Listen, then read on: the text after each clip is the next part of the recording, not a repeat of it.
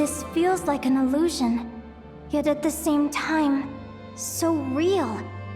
The end of life. So this is what death feels like. I still feel some faint sensations in my stiffening body, but I can't so much as move a finger. As the warmth flows out of me, I feel no pain. Just the emptiness that remains after everything else has slipped away. So it wasn't a dream.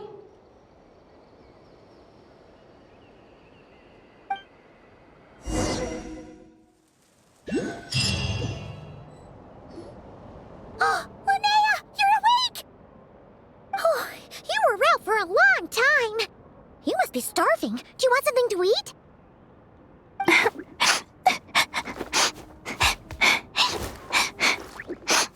Linnea, why are you crying?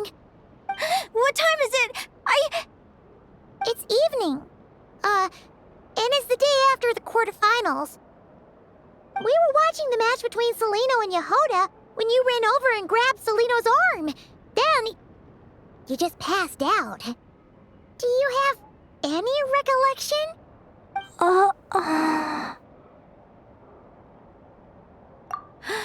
So many things came flooding into my head, one after another. The end of the competition, things from my future. Even the very end of my life. When I finally had to bid farewell to the world. Some moments were joyful, others painful. All of it felt so real. I don't know how to describe it, but it was terrifying.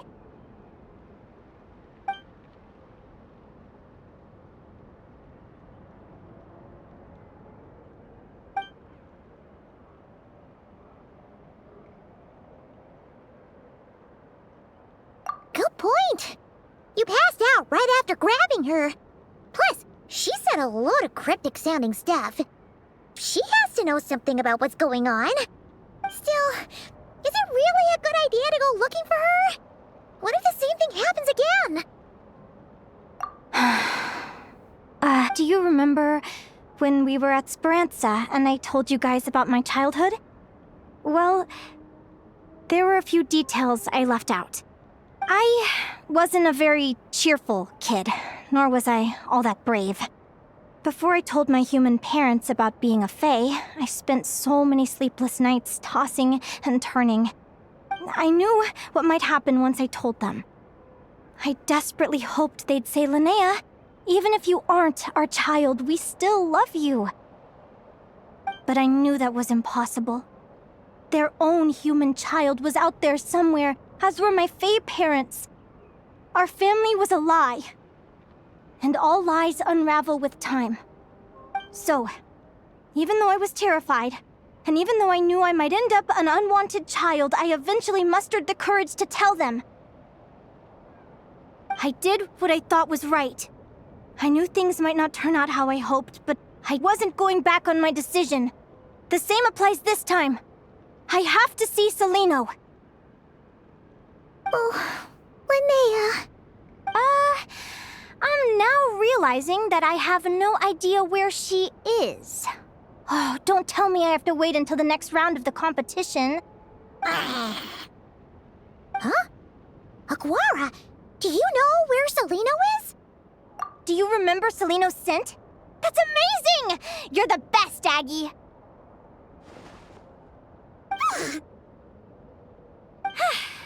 All right, I think I'm about ready to do this.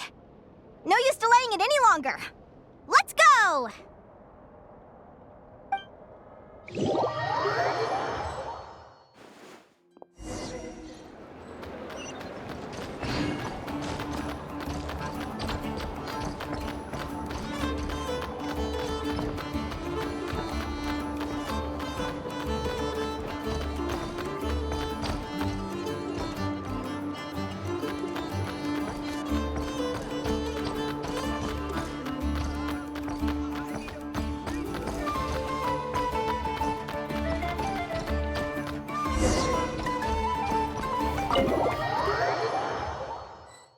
Huh? The flagship? What are we doing here?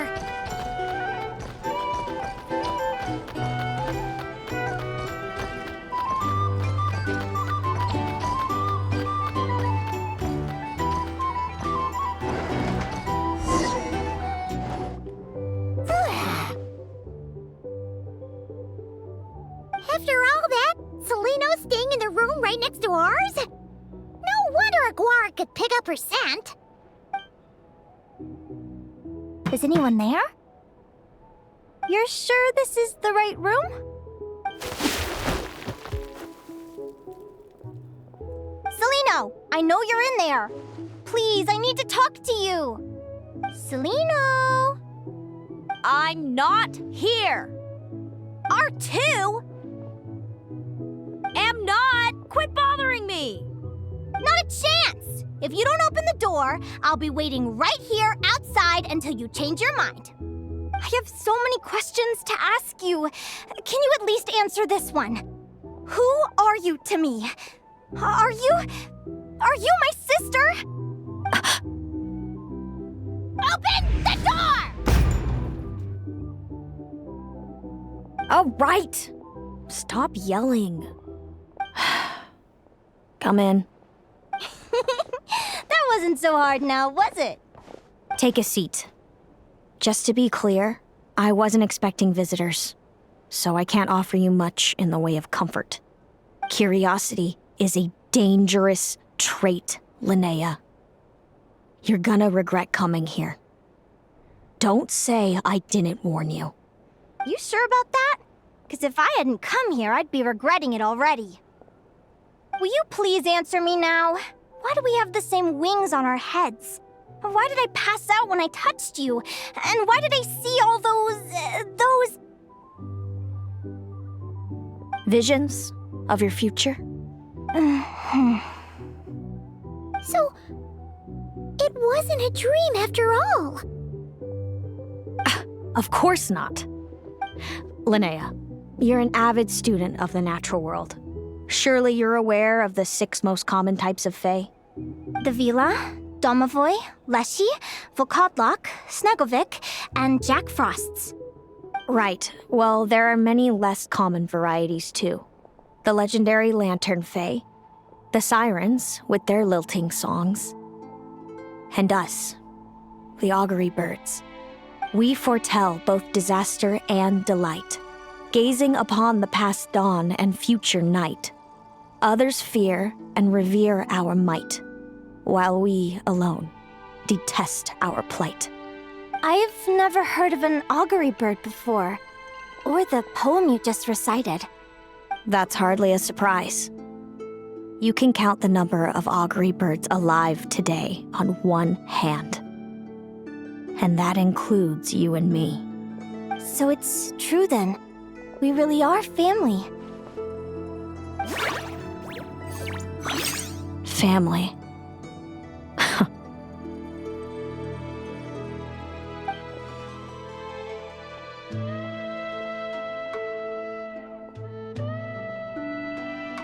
Augury birds are born with a peculiar ability. We can see crossroads in the flow of fate, immutable future events that all paths will lead to. Are you talking about prophecies? Doesn't surprise me. Humanity has many ways of observing fate. The stars, the ley lines. Our abilities are feeble in comparison. We can only see our own fates. If a friend wants to know their future, or someone is concerned about the destiny of the world, we're powerless to help. But the way it feels to witness your own fate, I trust you understand by now, Linnea. It certainly wasn't fun.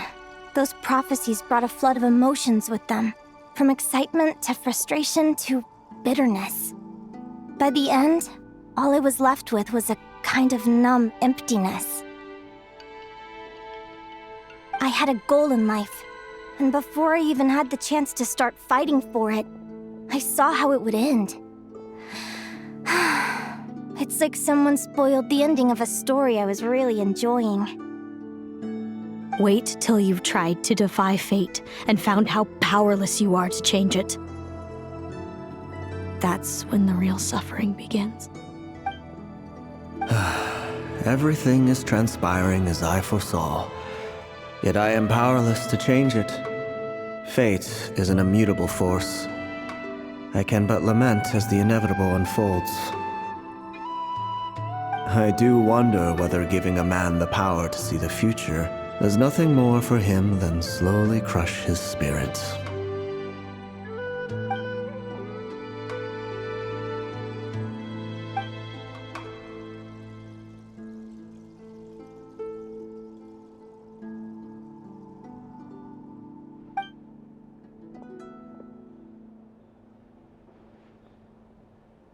When you know every joy and every sorrow you'll ever experience, and there's nothing you can do to change it. Like you said, it leaves you with a numb emptiness. Generation after generation of augury birds lived with this burden. Until you were born, and our parents found the only solution they could think of.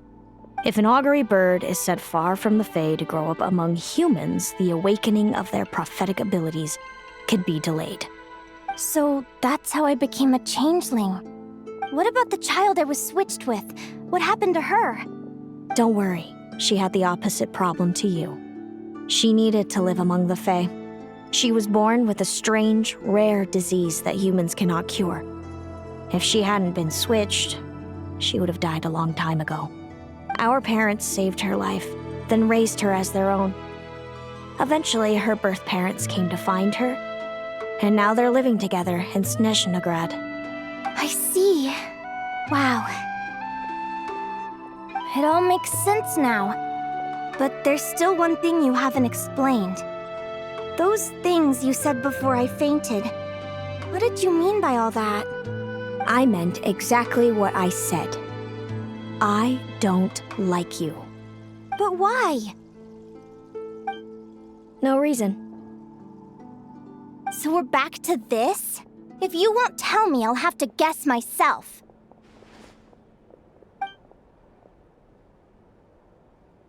Celino, are you jealous of me? Good guess. But I wouldn't call it jealousy. More like resentment. By the time our parents came up with a solution for you and sent you off to live with the humans, I was already tormented by visions. If I'd been born just a few years later. How cruel fate can be. Mom and Dad would sneak over to Nodcry to see you sometimes. They talked about you non-stop. Even that human child got more attention than me. I came with them once, to Nodcry. When I saw you there in the distance, living your carefree life, I was torn apart by jealousy. But I had to pretend that nothing was wrong. Even that I wished you well. Did no one ever consider how I felt? What was I to them? A reject? A failure? A pitiful wretch abandoned by fate? Oh, Celino. All of this led to me deciding, a long time ago, that when you were old enough, I'd come pay you a visit. My plan was to tell you the truth about everything. And then, you would share in my suffering. I know. What kind of horrible person would want to do that to someone? Someone like me, apparently. Then why did you hide from me? You really want me to keep guessing? It was because I found out the image of you I'd built up in my head. Of happy-go-lucky Linnea, spoiled by her parents and coddled by fate. It was all just a fantasy. I overheard you and Speranza talking about your past. Desperately trying to hide the truth about who you were. Somehow getting by with a ragtag bunch of kids in the conch gang. You described it so nonchalantly. But it was eating me up inside. In that moment, I didn't want to see you suffer, and I couldn't go on resenting you any longer. I just wanted to hold you tight and tell you everything will be fine, that you still have a family. Hey, sis. You're really not cut out to be a villain. So much for making me suffer, huh? Now you're the one crying and I have to comfort you. But I understand now. That feeling you had, it wasn't resentment. You were just lonely. I've always wondered about my real family. I'm so glad you were willing to see me, sis.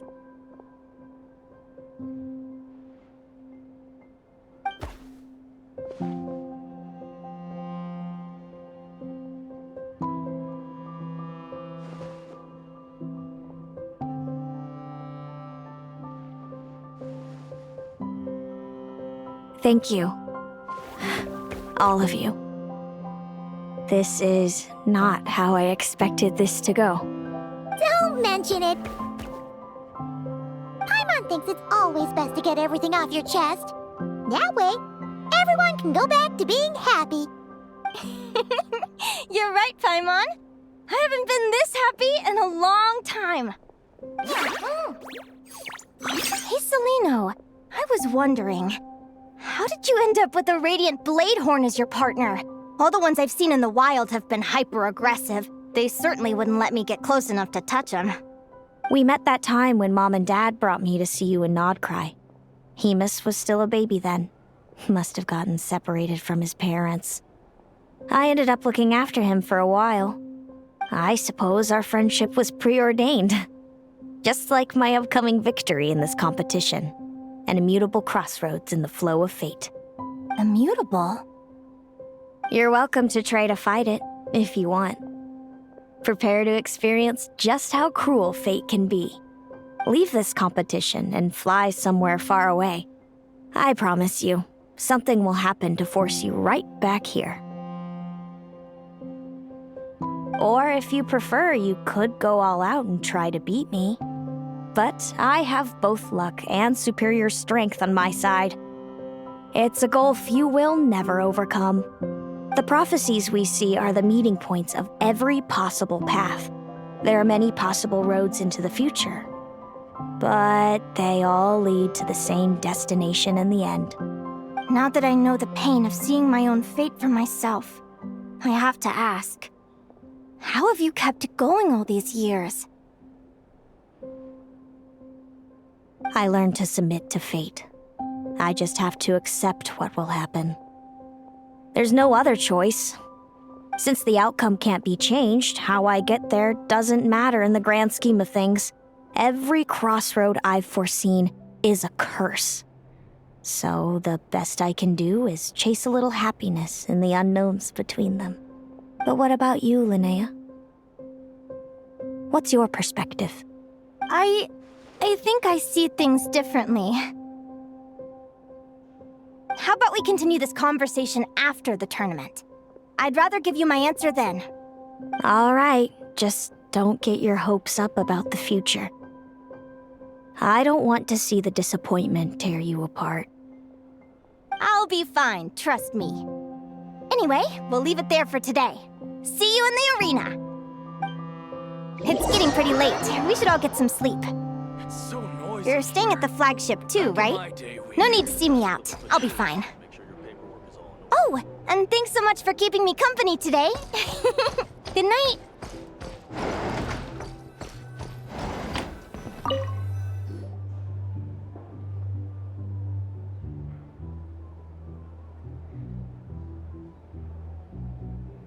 Traveler, are you awake? Oh, neither can Paimon. Linnea and Celino aren't the only ones with a big day tomorrow. You've got your semi-final match, too. We have no idea who your opponent could be, and Paimon's a little nervous. Since we're both struggling to sleep, do you want to head out for a stroll? We could go grab something yummy, then take a guara to check out the arena. Might be a good chance for our little warrior to get familiar with the lay of the land.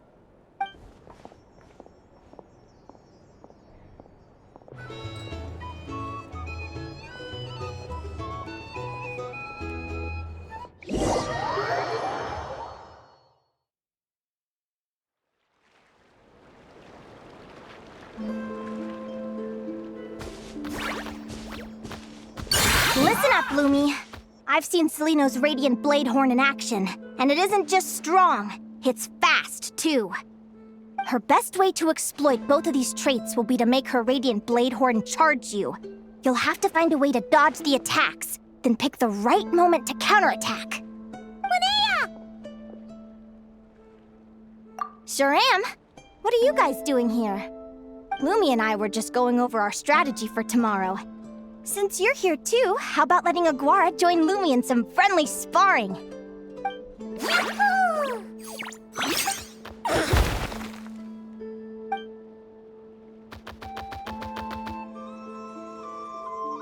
Lure the enemy in and wait for an opening to strike. Yeah, looks like that's my best shot at victory. But Amos is so powerful. Even if we do find an opening, I'm not sure Lumi's even strong enough to make it count. I need a better plan. Thanks. Just because I've seen a future where I fail, doesn't mean I'm willing to go down without a fight. Fate is such a mysterious idea. Despite having it explained to me and having seen it with my own eyes, I still find it hard to wrap my head around it. What does fate mean to you? You're in a philosophical mood, huh? Well, I don't know if I'm the best person to ask. I've only just learned who I really am. I need some time to think. Besides, I'm an advisor, remember? It wouldn't be very professional for me to start spouting best guesses and speculation. What if I led you in the wrong direction? Relax. I'm just curious to hear your opinion. All right, well, I think that knowing the future is a pretty lousy deal. But then, life's full of lousy situations. When I was a kid, my greatest suffering came from not knowing. I didn't know how my parents would react when I told them the truth. I didn't know where to go when they left. Back then, I actually wanted to know the future. I dreamed of a day that fate would send me a sign. I just wanted some clear guidance on what I should do. Something to give me the courage to go on. But fate didn't show me anything. It was my own stubborn will that got me through. Turned out that the only person I could rely on was me. I've always known what it's like to be terrified of the unknown. And now I'm learning that knowing for sure isn't all it's cracked up to be either. What's the big deal? The world hasn't ended and I haven't changed. What do I have to fear? Yahoo!